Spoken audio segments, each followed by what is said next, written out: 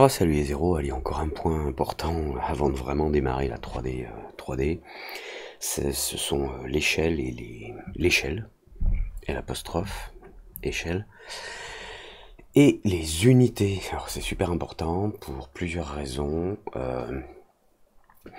La première, c'est que si vous modélisez des objets qui ne sont pas à la bonne échelle, et que vous importez par exemple d'autres objets qui eux sont à une bonne échelle, ben ça va pas matcher avec la scène, ça ira pas quoi. Vous allez avoir des différences. Par exemple, si vous faites un quai au bord de l'eau, qui est pas du tout à la bonne échelle, et si vous importez un bateau, parce que c'est un modèle 3D que vous avez téléchargé sur le net, vous allez avoir un bateau qui est 10 fois trop grand ou 1000 fois trop petit. Alors, dès le départ, pour éviter ce genre de problème, il vaut mieux toujours s'assurer qu'on travaille à la bonne échelle et avec les bonnes unités. Ça évite d'autres problèmes, comme par exemple, le deuxième problème, c'est si vous avez des textures qui ne dépendent pas de la taille des objets. Par exemple, le crépi sur un mur. Que votre mur fasse cette taille-là, enfin que votre mur fasse 30 cm ou qu'il fasse 8 mètres, vous voulez pouvoir changer la taille du mur sans que le crépi, enfin avec un crépi qui reste toujours à la bonne taille et qui s'adapte automatiquement à la taille du mur. Donc là, c'est quand on utilise des textures dont les coordonnées sont dépendantes de la scène, ce qu'on appelle le world, le monde environnant, et non pas des coordonnées, des tailles qui sont dépendantes de l'objet. Le dernier point, c'est quand vous faites des rendus à la fin, si vous voulez, quand vous allez faire des rendus et placer des caméras et vous voulez faire des effets réalistes ou essayer de contrôler comme il faut des choses comme la profondeur de champ ou la façon que peut avoir la lumière de se comporter. Si vous n'êtes pas du tout à la bonne échelle, c'est n'importe quoi, c'est un enfer en fait. Donc il faut toujours faire attention à ça. Je vais vous montrer où est-ce qu'on règle les paramètres et à quoi faire attention. Alors, la première chose, c'est que, bon, suivant la version de logiciel et suivant la version du système, Windows, Mac, et suivant la version de Cinema 4D, mais là on parle de 2023, suivant la configuration de votre ordinateur, si vous lui avez dit dans le système que vous êtes en France, quand vous allez dans Préférences, il va vous mettre par défaut des centimètres. Pardon, dans Préférences, dans la section Units, on a une fonction qui s'appelle Show Units, donc il va afficher les unités, et par défaut, il les affiche en centimètres. Ce qui fait que quand vous créez par exemple un cube, vous avez un petit cube à l'écran qui est tout gentil, tout mignon, mais si vous regardez ici sur le cube dans l'onglet objet des attributs, vous avez la taille du cube, c'est 200 cm par 200 par 200, donc c'est un cube de 2 mètres par 2 mètres par 2 mètres. Donc c'est plutôt un gros cube, sans vulgarité. Maintenant, si vous allez dans les réglages du projet, Project Settings ou CTRL-D, qui vont s'afficher ici dans les attributs. Excusez-moi, j'essaie d'agrandir, voilà. Ici, vous avez, alors ça peut être fermé, vous avez un petit onglet Scale, et ça définit l'échelle globale de votre projet. Ça permet de déterminer pour le logiciel une unité, enfin pour le projet, une unité de base pour lui. L'unité de base, c'est 1 cm. Alors, qu'est-ce que c'est que cette échelle? Ça peut paraître étrange, mais cette échelle, en fait, elle va permettre de modifier l'ensemble de la scène. Là, on a vu qu'on avait un cube qui faisait 200 cm par 200 par 200. Enlevons les centimètres et disons que c'est 200 unités. Mais 200 unités de quoi? Donc si on revient à CTRL-D dans Projet sur l'échelle, 200 unités de quoi? 200 cm. Et alors, pour bien comprendre la différence, si je vais dans Préférences et que je décoche dans la section Units, je décoche le Show Units. Je lui dis, ne m'affiche pas les unités. Si je sélectionne le cube il fait 200 par 200 par 200. Mais 200 quoi? Alors, 200 quoi? CTRL D. Et là, on le voit dans les propriétés du projet, ce sont 200 cm, puisque une unité fait 1 cm. Donc, maintenant, je vais réafficher dans les préférences Show Units en centimètres. Et puis, si maintenant, je lui dis, non, les unités qui ont été utilisées jusque-là, ou qui vont être utilisées, une unité correspond à 0,1 cm. Je regarde mon cube, et bien maintenant, il fait 20 cm. C'est-à-dire que tout a été multiplié par 0,1 ou divisé par 10. Alors si je refais CTRL D, il y a une autre façon de le faire, on peut laisser 1. Et si vous mettez, par exemple, si vous lui dites, non, les unités sont en millimètres. Une valeur de 200, quand elle est dans la taille du cube, ça veut dire 200 mm. Donc si je clique sur le cube, 200 mm, ben ça fait 20 cm. Ok? Donc il y a une petite gymnastique à faire, mais c'est important. Alors je vais vous montrer pourquoi c'est important. Donc je refais CTRL D. Si je remets ce que l'on a par défaut 1 cm, après on verra qu'on peut changer d'échelle en cours de route. On peut convertir tous les objets en gardant la même échelle, faire un changement global de taille avec la fonction qui est en dessous, la Scale Project. Bah, tiens, je peux vous le montrer maintenant. Si vous dites, ah mince, je voulais faire un dé à jouer, vous savez, avec des faces 1, 2, 3, 4, 5, 6, et il fait 200 cm, mais moi je veux qu'il fasse 20 mm en fait. Si vous cliquez sur le bouton là, Scale Project, vous pouvez lui dire, bon, j'ai un problème, j'ai le dé que je suis en train de créer là, qui fait 200 cm, donc c'est current scale, et moi j'aimerais qu'en fait qu'il fasse 20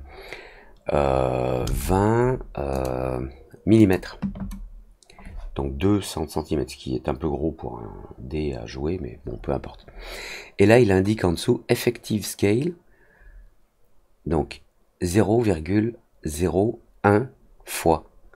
Et si je clique sur OK, il a modifié, alors comme vous le voyez dans les unités du projet là, il est resté sur une unité égale 1 cm, mais le cube maintenant il est tout petit, il est tout là au bout, donc il a pris tous les objets et il leur a appliqué la modification d'échelle indiquée. Et c'est une modification globale, ce qui fait que si je reviens en arrière,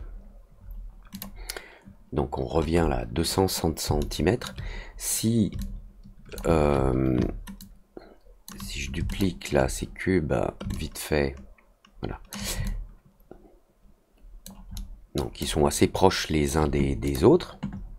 CTRL D, si je retourne dans projet et dans Scale Project, je lui redis, et mes éléments qui font 200 cm, en fait je veux qu'ils fassent 1,3 cm. Donc il me détermine là en bas, il me dit qu'il va modifier toutes les échelles de 0,007. Enfin, il va les multiplier par 0,007. Et si je fais OK, et que je zoome, et ben, comme vous le voyez, il n'a pas simplement changé la taille des objets, mais il a changé leur position également. Parce que s'il avait juste changé la taille, de mes cubes pour les rendre plus petits, mais qu'il les avait laissés au même endroit, j'aurais eu des tout petits cubes super éloignés de 2 mètres.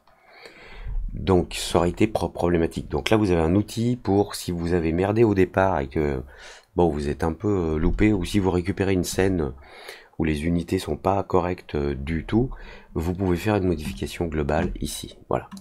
Alors c'est très important parce que ce qui arrive souvent, c'est le truc suivant. C'est que, comme je vous le disais en préambule, parfois vous importez, vous exportez des objets, s'ils sont pas la bonne taille, c'est le bazar. Donc on va faire vite fait, là je me dis, tiens, je vais faire un dé à jouer, puisque j'en parlais tout à l'heure. Donc je fais un cube, et puis tiens, je vais faire des petits... on va faire juste une face du dé, On va faire... on va mettre la 20, ouais. Ne vous inquiétez pas de ce que je fais, hein, c'est pas très grave. On va cloner les sphères. On va cloner les sphères et on va en prendre 2 par 1 par 2. On va les rapprocher à 100 cm. Là, on met 100 à la moitié. Je monte mon cloneur au niveau du cube. Je remets le cube coordonné, le X à 0, donc je le remets au centre. Là, donc j'ai mon cloneur avec les petites sphères. Je vais les descendre un petit peu. Et puis, je vais utiliser un booléen pour faire une soustraction. Et je vais donc prendre le cloneur et soustraire le cube, enfin soustraire le cloneur du cube, et voilà un dé avec la face numéro 4 qui est prête. Et en plus, c'est d'autant plus sympa que maintenant, je peux aller dans le cube, et puis dans les propriétés de l'objet du cube, je mets un petit filet, voilà, je peux arrondir un peu l'angle du cube. Voilà, c'est nickel. Et je lui dis, bon, mon cube est sympa, mais il me faudrait une table. Je voudrais mettre un décor, une table avec les dés. Je peux le dupliquer après. Puis je voudrais une table avec 2 dés. Alors on va prendre ça. Lui, on va prendre un cloneur et on va en mettre 3 et 3. Comme ça, ce sera la face. Sera la face sur laquelle on affiche... non, pardon, c'est pas 3 et 3, c'est 3 et 2. Voilà, là, disons que c'est la face sur laquelle j'ai le 6. J'ai un autre dé, 1 sur 6 et 1 sur 4. Je me dis OK. Et maintenant, je vais importer une table pour mettre ça dessus. Alors, je vais juste utiliser, moi, un logiciel. Alors, c'est un service en ligne qui s'appelle Quixel. Il y a un logiciel. Alors, vous payez 20 $ pour avoir 40 points. Et vous pouvez télécharger des objets. Alors, ils sont spécialisés en nature, on va dire, ou bien des vieux trucs rouillés et tout. Mais si vous cherchez donc des objets de nature, de la neige, des cailloux, des rochers, des décors, ils ont plein de choses, ils ont des plantes, ils ont des surfaces et tout, donc c'est assez sympa. Et j'ai déjà, moi, des éléments que j'ai achetés, on va dire. Donc je vais cliquer sur cette table, elle est déjà téléchargée, et je vais cliquer sur export, parce que j'ai déjà configuré le logiciel. Je lui ai dit, quand tu exportes, exporte directement vers Cinema 4D dans la scène qui est ouverte. Je sais pas si les paramètres se font ici, export settings, voilà. Je lui dis export vers Cinema 4D, les textures preset Cinema 4D, on peut choisir JPEG, TGA, etc. Bon, bref, peu importe. Allez, back. Je clique sur export, je regarde là en haut, exporting, et exported successfully, voilà. Donc là, il a envoyé la table dans Cinema 4D. Je crois que j'ai dit 3ds Max tout à l'heure, non, je suis habitué. Alors, la table, elle est bien là, elle est sélectionnée, s'appelle Asset Interior Furniture. Le problème, c'est que, vous voyez, problème d'échelle. Et le problème, c'est que maintenant que la table, elle est importée, si je fais une modification d'échelle globale, eh ben, ça va me causer des soucis parce que la table aussi, elle va diminuer en échelle. Bon, donc, heureusement, généralement, quand on se rend compte de ce genre de problème, on a déjà toute la scène qui est toute pas bonne. Donc, je vais simplement supprimer la table. Je vais faire comme je vous ai indiqué, puisque mes cubes, là, si je prends un cube, j'ai dit qu'il faisait 200. Je vais aller CTRL D dans les paramètres du projet. Je vais faire Scale Project. Et je vais lui dire, donc, mes cubes de 200 cm, moi je veux qu'ils fassent 1.3 cm, on va dire. Ok. Donc là, il m'a bien changé l'échelle de tout ça. Maintenant, je retourne dans Quixel. Je réexporte la table. Voilà, donc quand je dis je l'exporte de Quixel Bridge vers Cinema 4D.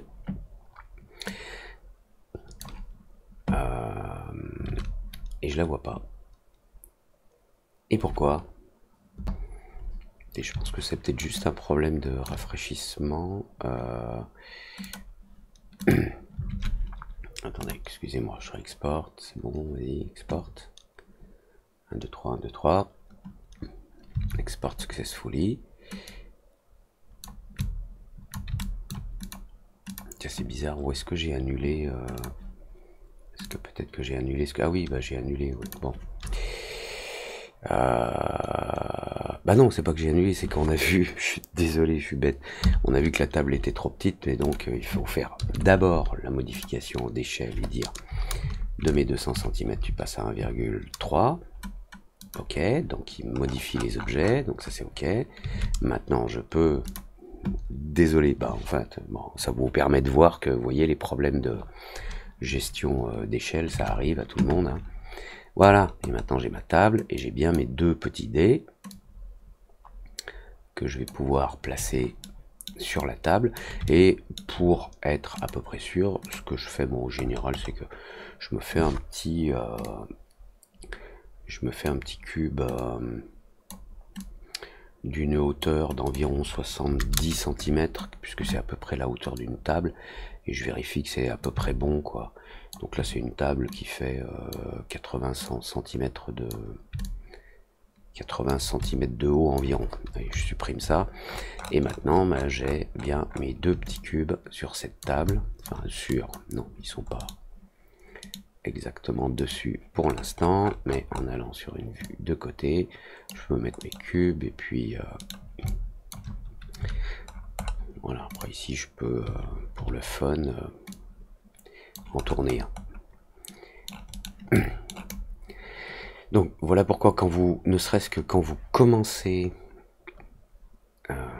tiens c'est bizarre, ils sont pas, voilà, sur la table. Donc tout ça pour vous expliquer que quand vous commencez à modéliser, faites bien attention à la taille de vos objets, à l'échelle de votre scène et les unités que vous utilisez. Si vous faites des toutes petites choses, allez dans la gestion, donc CTRL D, ici, et dites que l'échelle du projet, elle est en millimètres. Comme ça, les cubes, ils feront 13 mm de large, et vous avez des valeurs qui sont pas... des valeurs qui s'affichent, qui sont lisibles. Si vous faites une ville, travaillez en mètres. Donc ça c'était un premier exemple, et puis vous montrer donc l'exemple de la problématique concernant les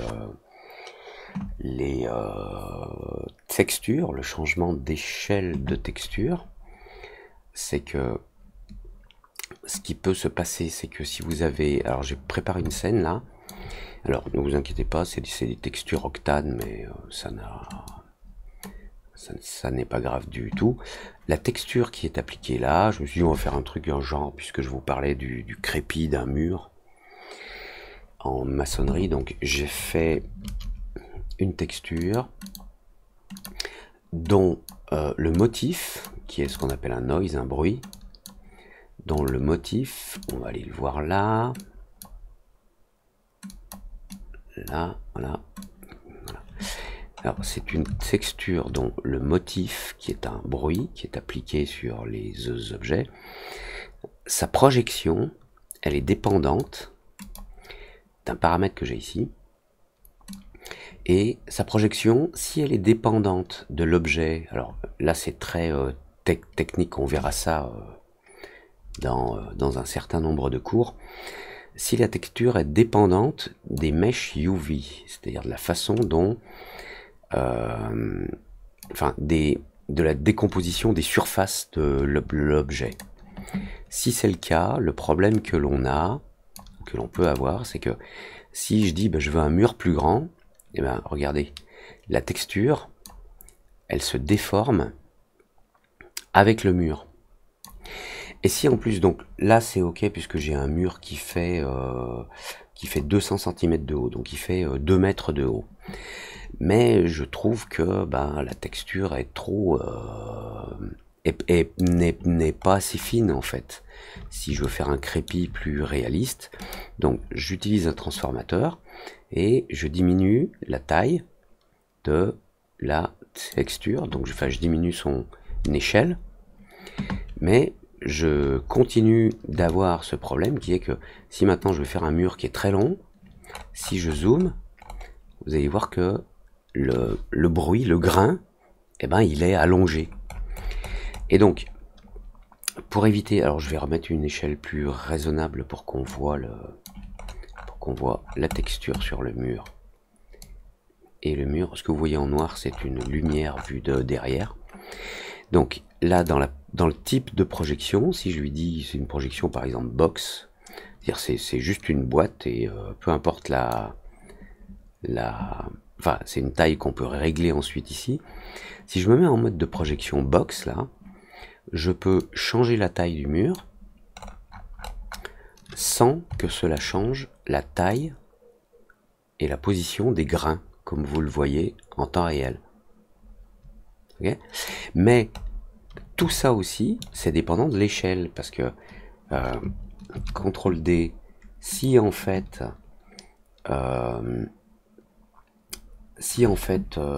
je lui dis maintenant, non, attends, 200 c'est pas 200 cm, c'est 200 mm.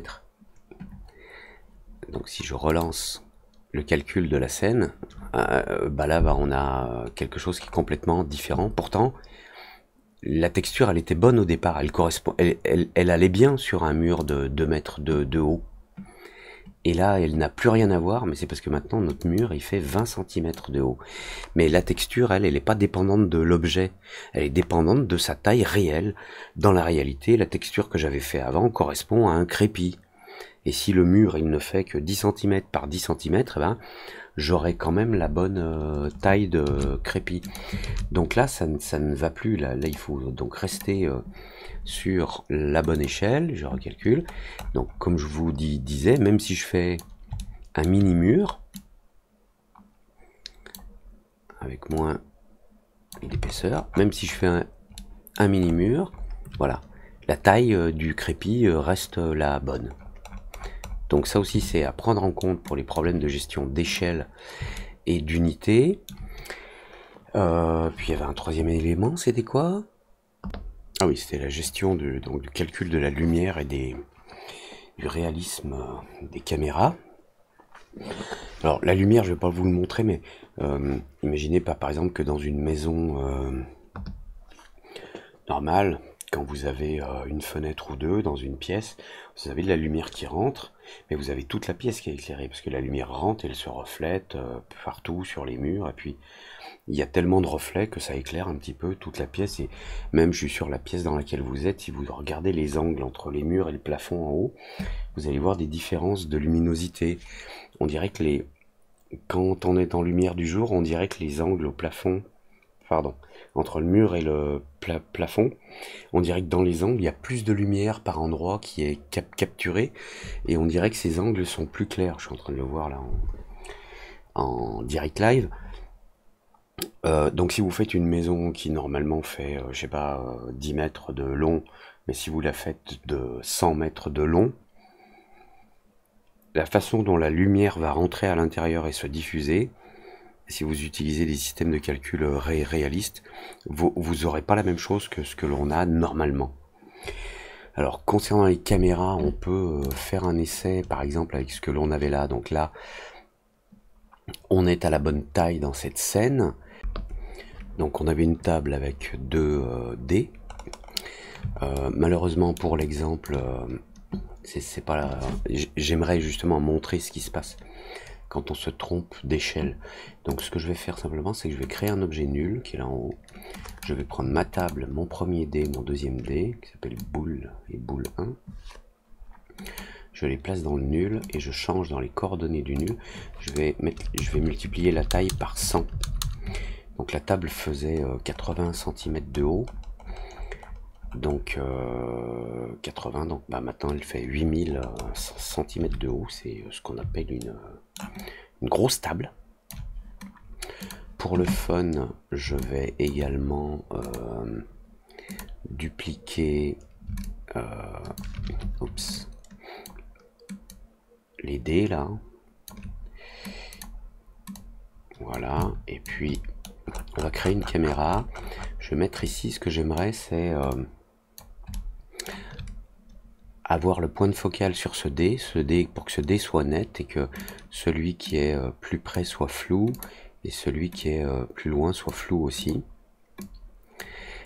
Donc je vais dans le menu, Create Camera. Voilà. Il me crée une caméra d'après la vue en cours. Mais si je sors de cette vue et que je viens voir par exemple sur la vue d'en haut, voilà, je vois ma caméra, elle est là. Je vais dire le point de focale, je veux qu'il soit ici. Et puis je peux revenir sur cette vue. Maintenant je vais activer dans le moteur de rendu. Alors je me mets en physical et dans les propriétés du moteur de rendu physical, je vais activer le depth of field, profondeur de champ. Des fois on dit DOF, depth of field. Dans les paramètres de la caméra ici dans la section physical, j'ai un paramètre qui s'appelle le f-stop. Ça c'est l'ouverture. Et si je fais un rendu,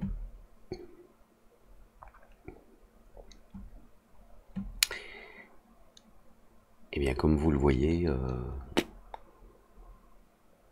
bon, celui de devant n'est pas flou, même là c'est pas flou, même le bout de la table n'est pas flou. Donc ce que l'on peut faire, c'est diminuer le f-stop. Je vais le diminuer à 1. Plus on diminue l'ouverture et plus on a un effet de profondeur de champ. Donc là je ne distingue rien. Donc on va le diminuer encore plus à 0,1.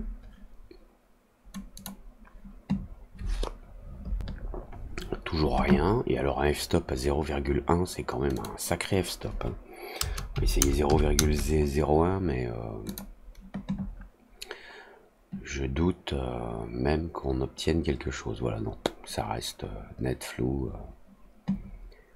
Alors, ce cube-là, on voit bien le bord, on a l'impression qu'il est sur la table. Celui-là, on dirait qu'il est enfoncé dans la table. C'est parce que je pense que dans la texture de la table, il y a un système qui permet de créer des déformations. La table, elle n'est pas complètement lisse, elle est ondulée, on appelle ça du displacement.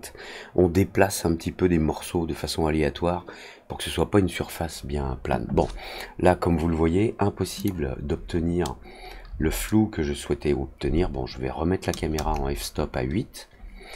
Et puis, je vais remettre l'échelle que j'avais au départ. Donc, je vais reprendre mon nul.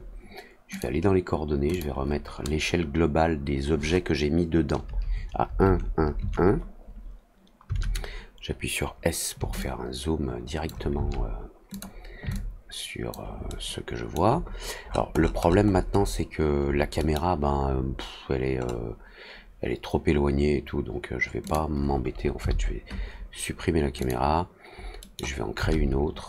On va se remettre là, voilà, on va se remettre sur une vue comme ça, histoire de voir le cube en avant-plan. Là, donc create camera, je me remets en vue de dessus, donc la caméra est bien là, mais la profondeur, le point de focale, je vais lui dire qu'il est ici, sur le deuxième cube, là, le deuxième dé. La caméra est un peu grosse, là, à cette échelle, mais on peut modifier la taille d'affichage de ce qu'on appelle les gizmos. Donc j'ai un f-stop de 8, je vais lancer un rendu.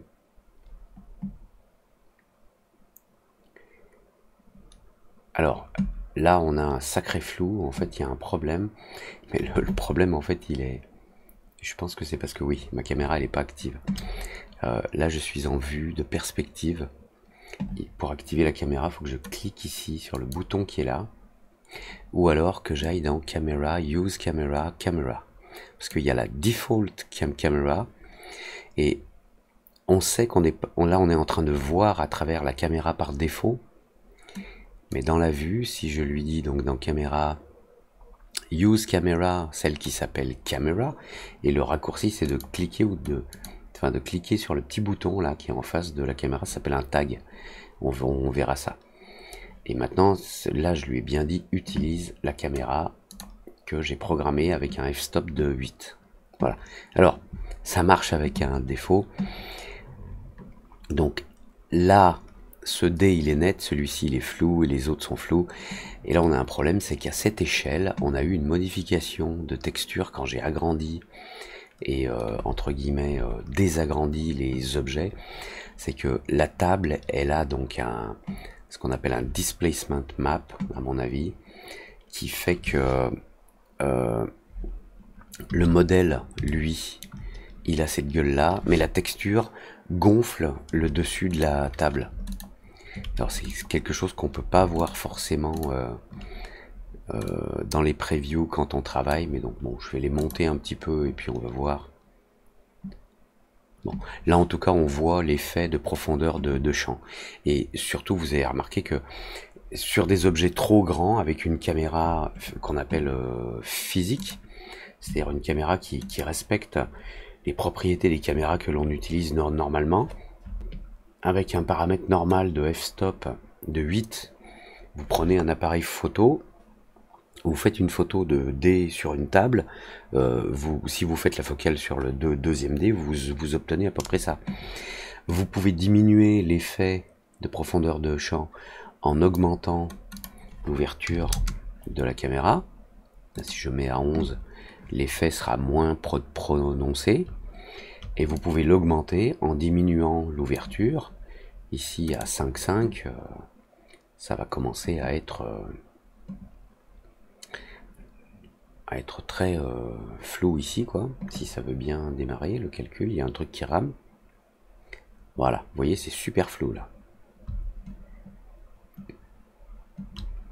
5,5, alors imaginez si je mets un f-stop de 1, tout à l'heure j'avais essayé 0,01 à une échelle de scène qui était multipliée par 100. Là, juste à 1, vous voyez la